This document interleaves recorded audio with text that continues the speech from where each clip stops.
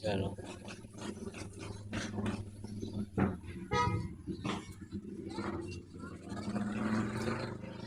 Mahabang patulan. Wow. Tuwa naman tong mga halaman ko. Naulanan.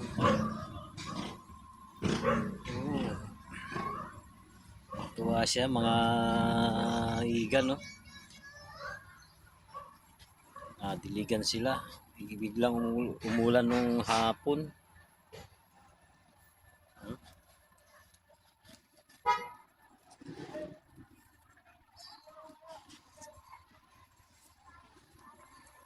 Pasapa. So, marami tayong patula mga igan no. Tuwa siya, naulanan. Ito mapansin nyo itong halaman, matibay ito kahit tatindi ng init, dito namamatay. Ito yung karaniwang tinatanim sa gitna ng kalsada, sa mga highway. Santan to mga igan, yung halaman na to no. So napakatibay nito, masipag tumambulaklak.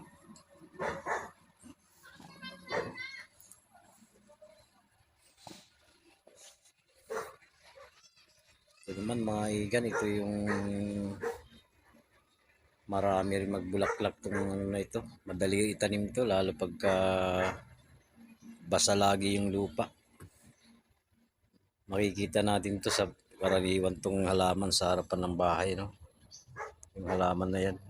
Ito naman parang cactus to mga igan no. Parang cactus yan. Kasi pag magbulaklak yan no, medyo matinik lang to kasi parang cactus to.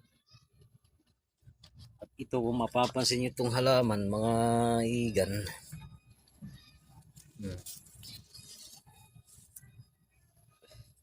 Marami din tong gantong naghahalaman ito. Pwede sa lagay rin sa flower base, sa sa table yung napakaliit. Pwede yan. At ito din oh. Madali tumubo yan mga igan yung halaman na to. Bumubulaklak din to pagka yan eh ano, yung gulang na gulang na siya. Meron din tayong parang cactus din mga kapas ito. Yung matinik siya oh. Namumulaklak din yan ng pink. Laging may bulaklak yan. Kumbaga halos titingnan mo magkaparehas sila. Malalapad lang ang dahon nito. White naman ang ano to. Tsaka yellow bulaklak ito. Yan. Meron din tayo ito. Para magkamag-anak din itong ito. Malapad ang dahon nito. So ito nakakatuwa din to. Ano siya, green and white siya. Mga kawakas ng madali lumago to. Yung halaman natin na ito. So kung mapapansin nyo yung ating patula mga igan. Nasa bakuran natin. Yung ating patulaw. Hanggang doon yan mga kabakas. Umaakit pa yan sa may puno. Ayun o. Dito. Ito naman madali naman tumubo to. Isasaboy nyo lang to. Sasaboy nyo lang to. Ito, sasaboy nyo lang. Tutubo na yan. Tukunin nyo, tapos sasaboy nyo. Tutubo na yan. Madali din siya mamatay. Pero marami yan pag namulaklak.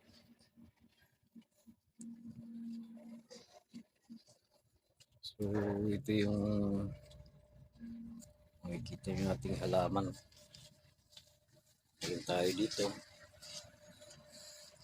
Ito parang damo lang to mga igan. Madali tumubo to. Pero maganda rin na siya gawing halaman. No? Parang damo lang siya. Ito lumalago naman to siya. Mataas yan, may mayabong. Mayabong yan, may mataas siya. So ito yung sinasabi kong parang cactus mga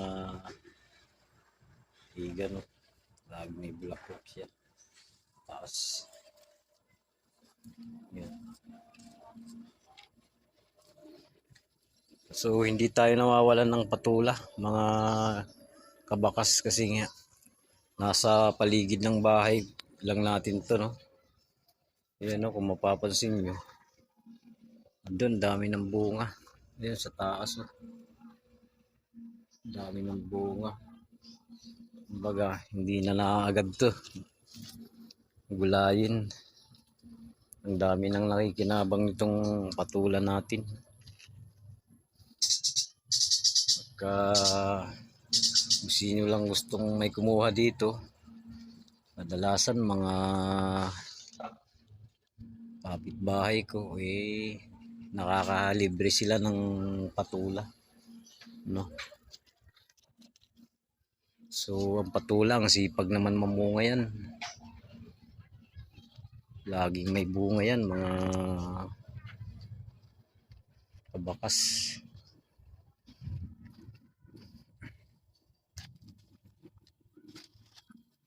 Dito yan.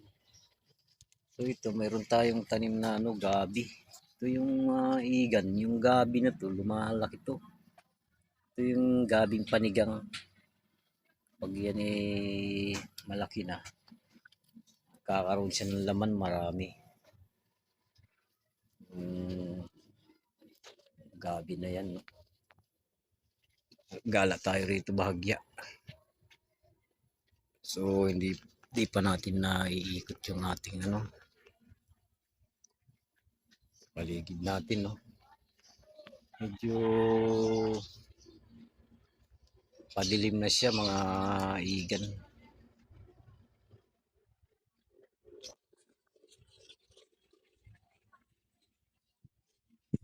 So kayo mga igan, kung malawak lang din naman yung area ng bahay nyo, taniman nyo lang pagkatag-ulan.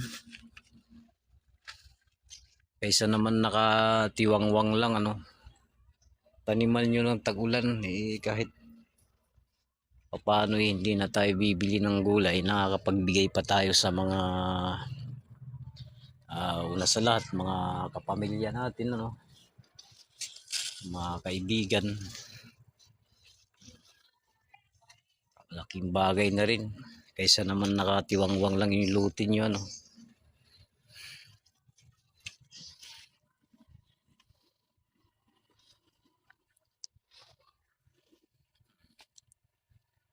So ayan, nakaraan marami tayong talong.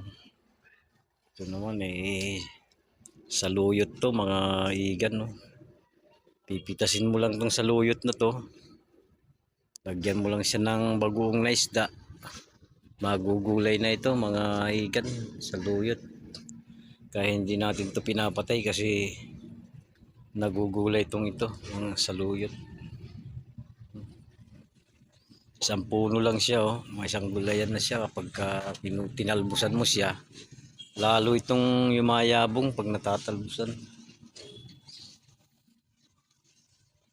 Yumayabong siya, mga higan.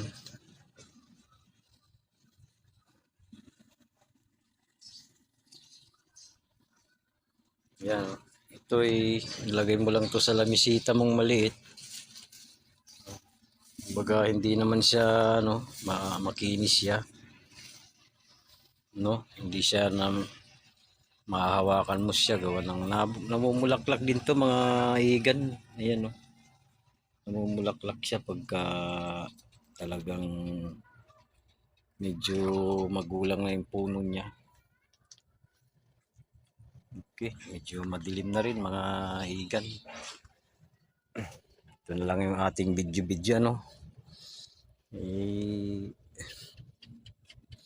paki-share na lang yung ating mga video para yung mga bakas natin, pagka makakuha naman ng kunting kaalaman, pagka may luti silang nakatiwangwang lang din naman, taniman na nila. Kahit pwede nila itanim dyan. Kung may mga bakuran sila na